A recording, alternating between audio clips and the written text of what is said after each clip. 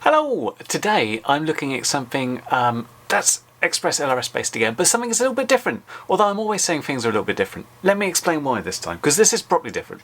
If you remember, a little while ago I reviewed this. This is the FPV 1W micro module, and one of the things it had in it extra was this thing called a backpack, and I didn't go into it in the time because there wasn't much about that supported it. What the backpack actually is something that has an extra chip called the ESP8285, which lets wireless communications happen.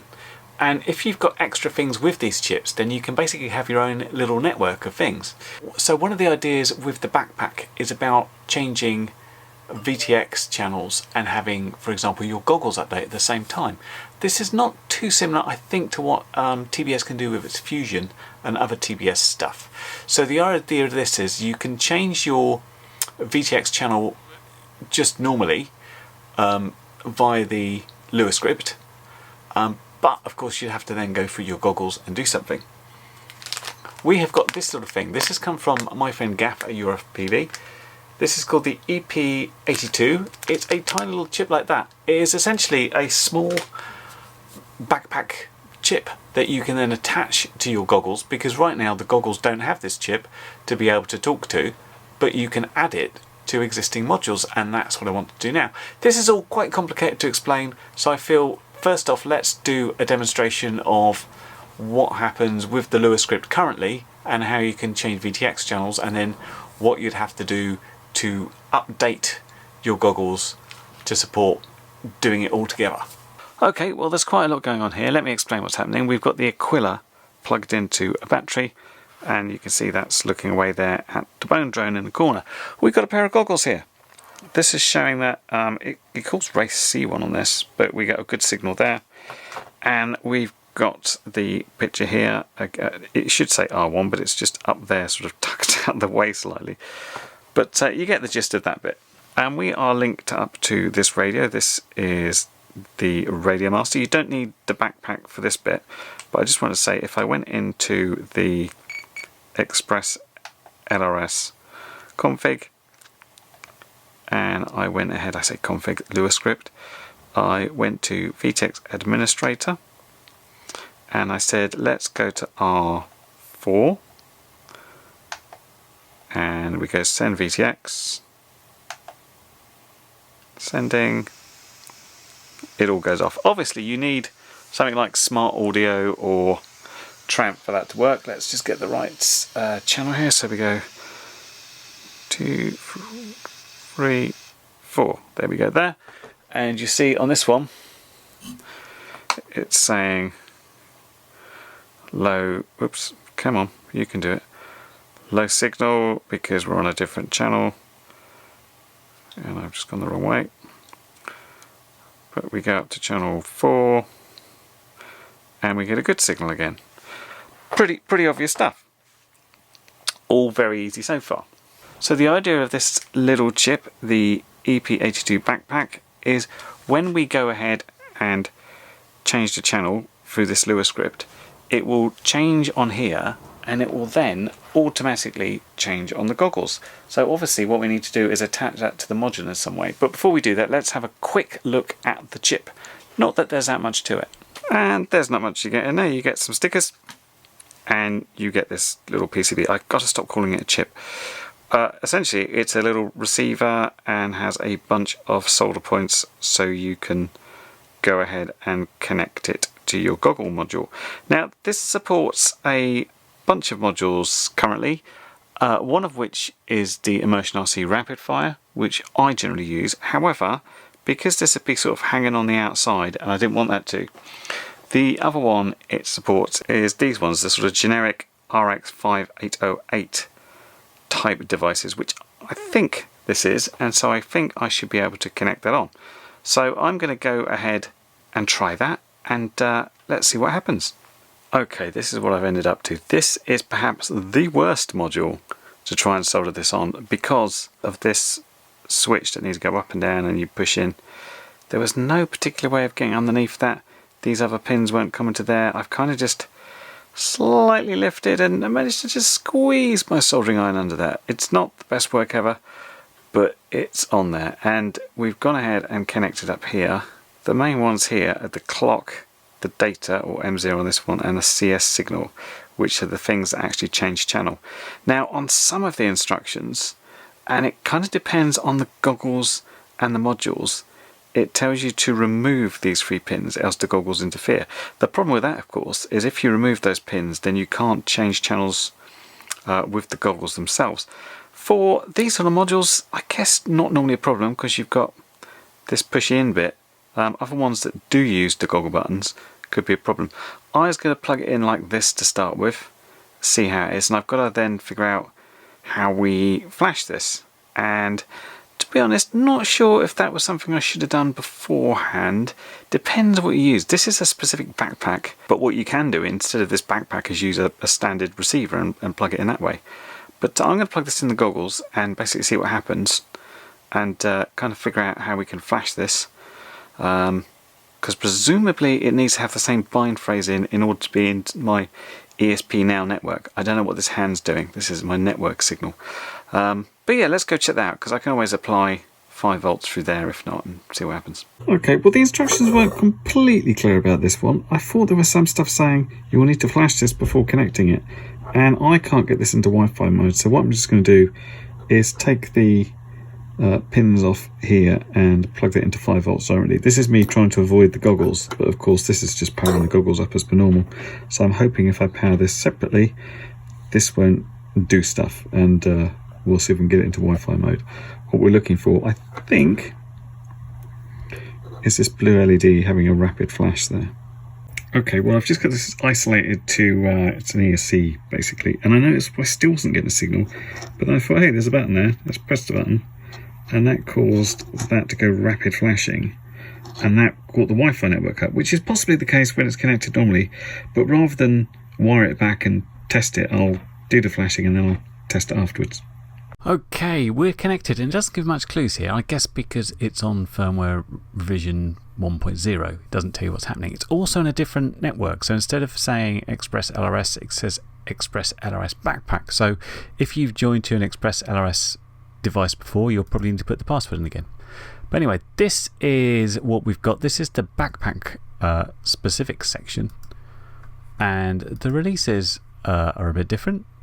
We've got 020 here. Our device category is either VRX or TX. We're on a VRX, and I am using well, it's an ESP-RX backpack, and I'm using it on a 5808. I don't know if that's a difference, but there you go. We're going to flash it Wi-Fi, and there's our binding phrase and nothing else. There's no timeout to Wi-Fi, notice, which is why you have to press the button, I guess. So let's give it a try, see what happens.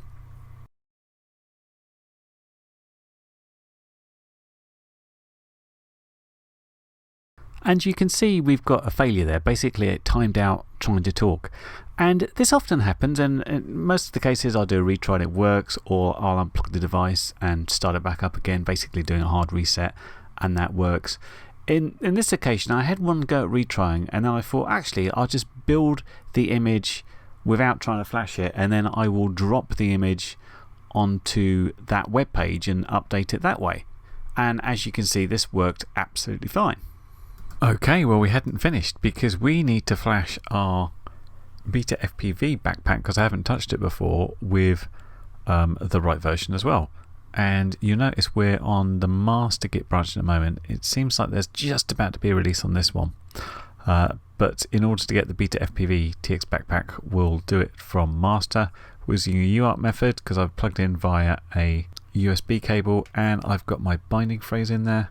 I've changed my dip switches to flash it, so let's give it a go and hope for the best.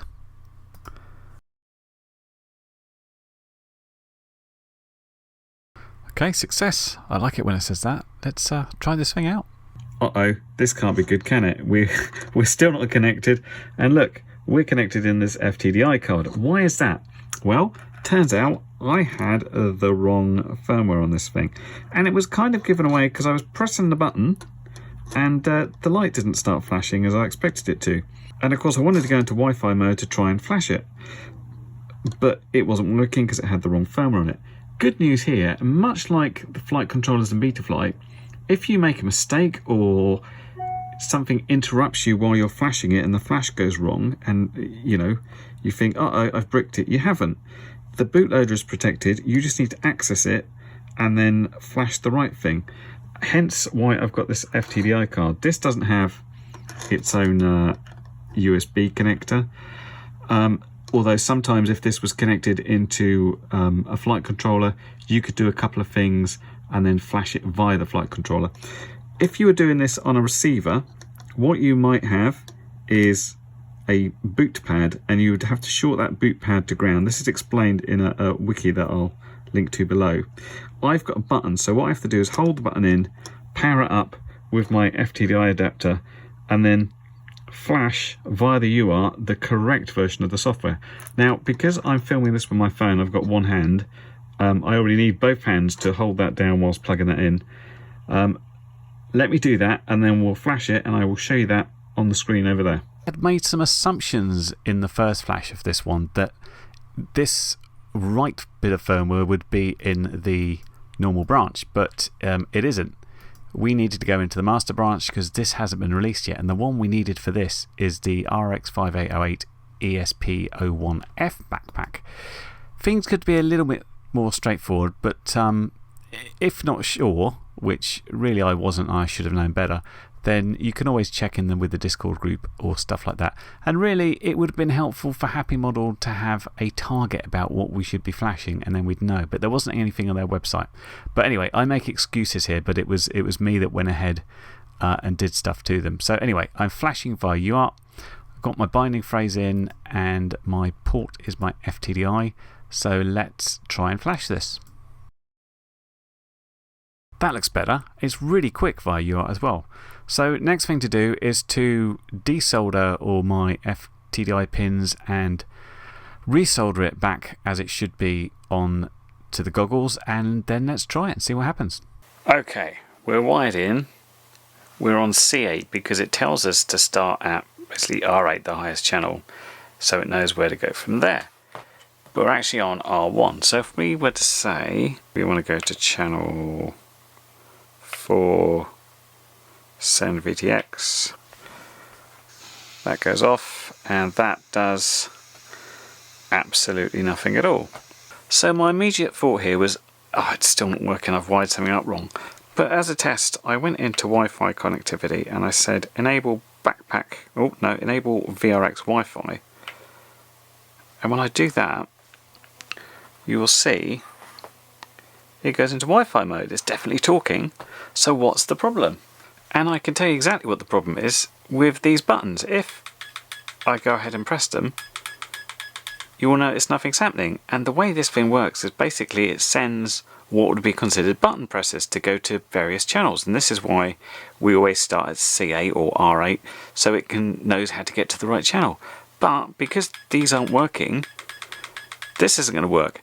And I've checked it and thought perhaps this is just a firmware thing and I can get it, and there's some physical wiring missing that goes to a tiny little chip which is buried underneath that OLED, which is soldered in, and that's a pain, and I'm not going to be able to sort that out. After doing all that, if we have a look instead at the rapid fire module, you'll notice if I press the channel buttons, it quite happily chugs along there. So the other option is to mod these, which I didn't want to do because these are expensive and I use them all the time. However, the physical wiring for this one is not too bad. You take them apart, you've got access to all the pins there very easily. There's even a space where you could potentially tuck the module in internally. So let's give it a go. Okay, so here's my solder job on the rapid fire module, and you see I've done everything a little bit differently, just so hopefully with a little bit of heat shrink or something, I'll be able to just shove that under there and have it all go inside if I can. But first off, let's give it a test. So right now we've got the goggles on 5740, which is I1 or Immersion RC channel 1. As I recall, the quad is on R1, so if I plug that in now and this is on R1, check out what happens.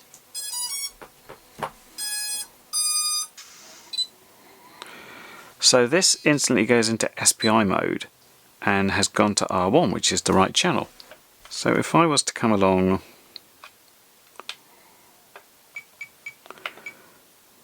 go to the ExpressLRS, go to the Wi-Fi administrator, and let's change it to R5. And I'm going to send VTX. That's gone off. That has gone correctly to R5, as you can see. And it says SPI mode. And as you can see there, I should have enough space just to put a bit of heat shrink and pop that in, which I'm going to try and do now. And here it is all popped inside, and it just works as per normal when I'm not doing anything with the transmitter itself. And I think the most interesting thing about it, and perhaps the most useful, is not the fact that when you change channel from the radio it changes channel here as well. It's when you're just plugging stuff in. So right now I've got my radio on, let's put it over there, and if I just plug in this quad, which I know is on R1, which I'm trying to do with one hand. Telemetry recovered. It instantly goes and changes channel. So you don't really have to think about where your quads are anymore, or your channels are. As long as you've got ExpressLRS in whatever model you've got, and you've got a backpack in your radio, then this should go and then update your VRX to say, hey, change to this channel, because that's what we need to do now. The only other thing I wanted to mention is, aside from modules like the EXPV, the other popular radio at the moment that's got a backpack in it is the Radio Master Zorro, which I looked at a little while ago, and you can see here that we're hooked up at the moment with channel 1. Let's go to channel 5, send VTX, looking here, and it goes and changes. Move it back again.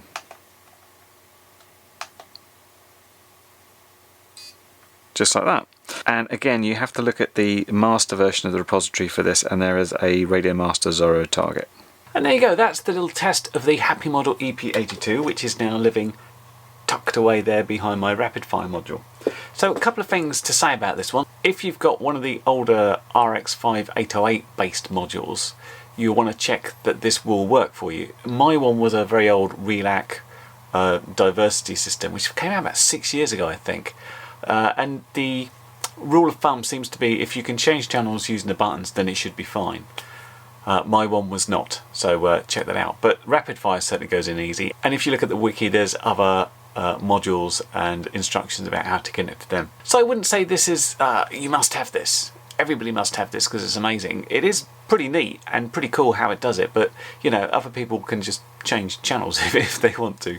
But what I really do like about it is when you put it in there, it's just sat in your goggles, you turn your quad on, and your quad just, it doesn't really matter what channel it's on, it just talks back to your radio, the radio talks back to the goggles, and everything goes in sync. That's quite nice, and particularly useful if you have loads of stuff on ExpressLRS but you've got loads of stuff on different channels. You can convert a regular receiver over to this, but regular receivers are often a little bit bigger and you have to fiddle about with them a little bit more. So I think it's worth getting this if you're in the market for it, especially given the price.